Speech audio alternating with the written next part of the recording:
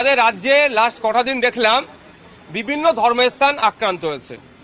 বারুইপুরের মসজিদের মধ্যে ঢুকে মসজিদের পবিত্রতা নষ্ট হয়েছে, ভাঙচুর চালিয়েছে, কোরআন শরীফ ভাঙিয়েছে, এই কোরআন শরীফ ছিঁড়ে দিয়েছে, মাইক ভাঙচুর করেছে।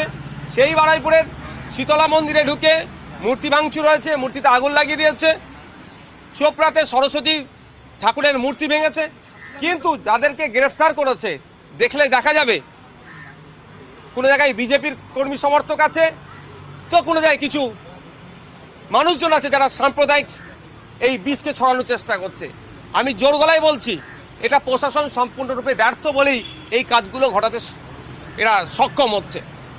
এগুলো বন্ধ করা দরকার। প্রশাসনকে শক্ত হাতে দমন করতে হবে।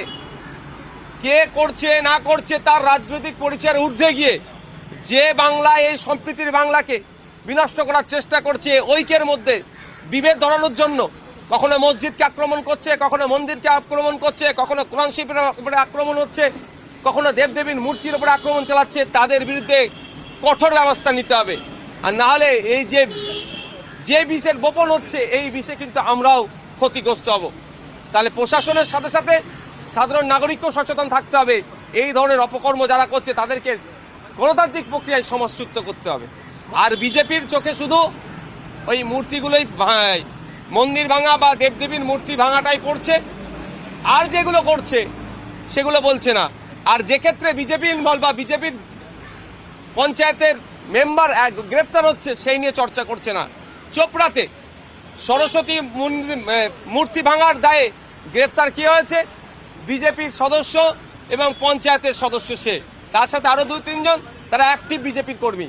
এই নিয়ে কোনো চর্চা তারা করবে না। বারুইপুরে মসজিদে যেটা ঘটনা ঘটেছে, এই নিয়ে কোনো চর্চা করবে না। নওদাতে গত কয়েকদিন আগে ভয়ঙ্কর দাঙ্গার পরিবেশ তৈরি করার চেষ্টা করেছিল, যাকে গ্রেফতার করেছে সে কোন দলের কর্মী, সেই নিয়ে চর্চা করবে না। আমি দেখুন, এই সব দল মতের ঊর্ধ্বে গিয়ে বলছি, হিন্দু মুসলমানের ঊর্ধ্বে গিয়ে বলছি, কোনো মুসলিম যদি অন্য ধর্মের সম্পর্কে বাজে মন্তব্য করে, কোনো হিন্দু যদি অন্য ধর্ম সম্পর্কে বাজে মন্তব্য করে বা ধর্মস্থানকে আক্রান্ত করার চেষ্টা করে, হিন্দু মুসলিম না দেখে তাদের বিরুদ্ধে কঠোর ব্যবস্থা নেওয়া দরকার। প্রশাসন যদি না কঠোর ব্যবস্থা নেয়, কিন্তু এই বিষ যে ছড়াচ্ছে, এই বিষে কিন্তু সবাই আক্রান্ত হব।